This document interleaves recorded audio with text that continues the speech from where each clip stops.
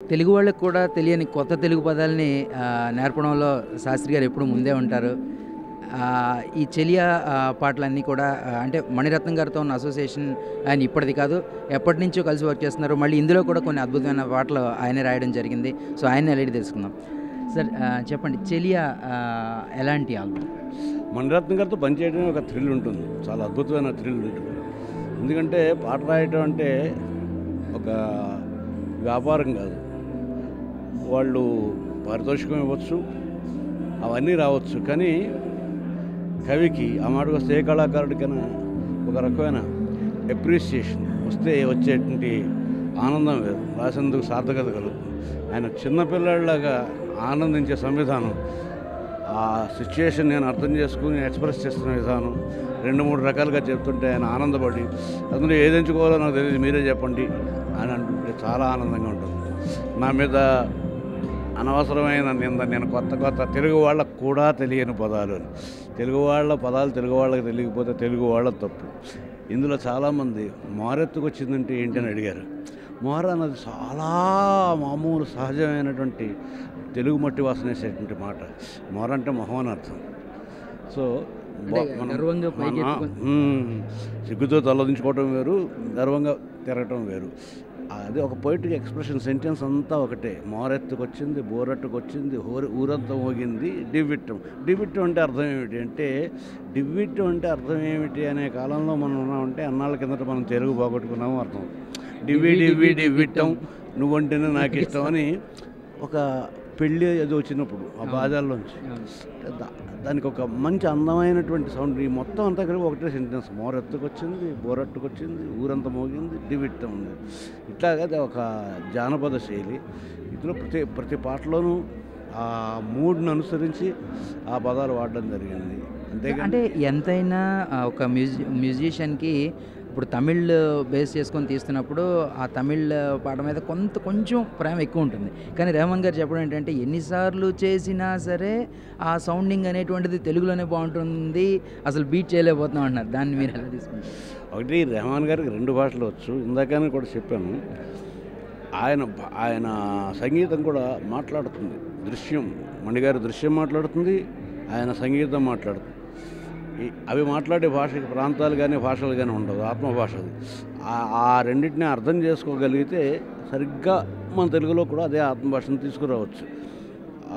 Dubbing song అంటే ఏవో ఒక లెంగ్త్లోకి ఇమిట్ చేయడం కాకుండా ఈ విషయంలో నాకు మణిరత్నం గారు ఇచ్చిన స్వేచ్ఛ చాలా ఎక్కువ. అది ఇందాక చెప్పినట్టుగానే. సో ముందర అసలు మీరు ఏం పట్టించుకోకండి, రాసేసాను, తర్వాత చూసుకుందాం. అయినా నా చేదస్తా నాకు ఉంటుంది ఇప్పుడు కూడా కలవాలని. బట్ ఈవెన్ దెన్ అంత అద్భుతంగా ఆ సౌండింగ్ అలా రావడానికి కారణం ఏంటంటే, ఒకవేళ ఒరిజినల్ ట్యూన్లో అవి ఇచ్చినా నేను ఇదే రాసి ఉండేవాడినేమో. అందువల్ల నేను సాధారణంగా డబ్బింగ్ రాసేటప్పుడు వాళ్ళు రాసిన భావాలని వదిలించుకోవడం కష్టమే. రాసిన వాళ్ళని తక్కువ వాళ్ళేం కదా, వైరముతులు లాంటి వాళ్ళు. వాళ్ళ భావాలు నా దగ్గర చేరకుండా ఉండడం కోసం నేను ట్రై చేస్తుంటాను. కారణం అంటే తెలుగులో అయితే మనం అలా మాట్లాడతాం, బెంగాలీలో అయితే వాళ్ళు ఎలా మాట్లాడతారు. ఆ స్వాతంత్రం తీసుకోకపోతే కనుక అది పర్యావాసన వేస్తుంది. సార్ ఇప్పుడు రీసెంట్గా కొన్ని ఇన్సిడెంట్స్ జరుగుతున్నాయి. ఎస్పి బాలసుబ్రహ్మణ్యం గారి మీద ఇళయరాజా గారు నా పాటల్లో ఎక్కువగా పాడుతున్నారు, దానికి రాయల్టీ పే చేయాలని నోటీసులు కూడా పంపించడం జరిగింది. సో దీన్ని ఎలా తీసుకోవాలంటారు? అంటే ఎస్పి బాలసుబ్రహ్మణ్యం గారు, ఇళయరాజా గారు కొన్ని వేల పాటలు కలిసి పనిచేశారు, కానీ ఇలాంటప్పుడు ఇది ఎటువంటి దీనికి దారితీస్తుందని? ఇది చాలా శుభసూచకమైన పరిణామం. ఇది బాలసుబ్రహ్మణ్యం గారికి, ఇళయరాజా గారికి ఇద్దరికి సంబంధించిన వ్యక్తులకు సంబంధించిన విషయం కాదు. ఆ ఇద్దరు అంత ప్రఖ్యాతులు అయి ఉండటం మూలాన్ని శుభసూచకమన్నాను. ఎందుకనంటే చాలా కాలంగా రాయల్టీస్ విషయంలో, ఇంటలెక్చువల్ ప్రాపర్టీస్ విషయంలో ఒక రకమైన అన్యాయం జరుగుతుంది ఈ దేశంలో. అడగడానికి అవకాశం ఉంది, చట్టాలు కూడా ఉన్నాయి. చాలా రీసెంట్గా 2012 జూన్లో ఒక ప్రత్యేకమైన చట్టం రూపొందించి ఇంటలెక్చువల్ ప్రాపర్టీస్ అండ్ రాయల్టీస్ విషయంలో రచయితలు, మ్యూజిక్ కంపోజర్స్ వాళ్ళకి రావాల్సినటువంటి రాయల్టీస్ విషయంలో కొన్ని చేర్పులు మార్పులు చేయడం జరిగింది. అవి చేయటం మూలాన్ని ఈ మ్యూజిక్ కంపెనీలు వాళ్ళందరూ కూడా కొత్తగా ఈ సంతకాల సేకరణ మొదలుపెట్టినాయి. ఎప్పుడైతే ఈ ఇద్దరు, ప్రపంచం అందరికీ తెలిసిన ఇద్దరు, ప్రపంచంలో ఉన్న తెలుగు వాళ్ళందరికీ తెలిసిన ఇద్దరు దీన్ని ఒక ప్రశ్నగా తల ఎత్తారో అప్పుడు అందరి చూపు అటు మళ్ళుతుంది. ఈ రాయల్టీస్ ఎవరు ఇవ్వాలి, ఎవరు కలెక్ట్ చేయాలి, ఎవరు పంపించాలి, అసలు ఎవరికి రాయల్టీస్ ఉండాలి, ఎన్ని ప్రశ్నలకి సమాధానం దొరకడానికి ఒక కథలకి వస్తుంది. దాదాపు ఒక సంవత్సరంన్నర పాటు ఈ విషయంలో నేను యుద్ధం చేసి ఇక్కడ యాక్చువల్గా సినిమా తీస్తున్న నిర్మాత కూడా నష్టపోతున్నాడు. మ్యూజిక్ కంపెనీలు వాళ్ళు కావాలని ఆ నష్టం చేస్తున్నారని నేను ఆరోపించను, కానీ దాని వెనకాల ఉన్నటువంటి 1957 నుంచి ఇప్పటిదాకా జరుగుతున్నటువంటి ఇండియన్ కాపీరైట్స్ అసోసియేషన్స్, దీని ద్వారా పెర్ఫార్మెన్స్ ఆర్ట్స్ అసోసియేషన్, దీని ద్వారా ఈ క్రియేటర్స్ తాలూకు వాళ్ళ హక్కులేంటి, వాళ్ళ సంపద ఏంటి, అన్నిటిని ఇంటలెక్చువల్ ప్రాపర్టీ ఏంటి అనే విషయం మీద ఒక క్లారిటీ లేదు. ఆ క్లారిటీ లేకపోవటం మూలన ఎవరు సానుకూలంగా స్పందించట్లేదు. ఎవరి పబ్బాను వారు గడుపుకుంటున్నారు.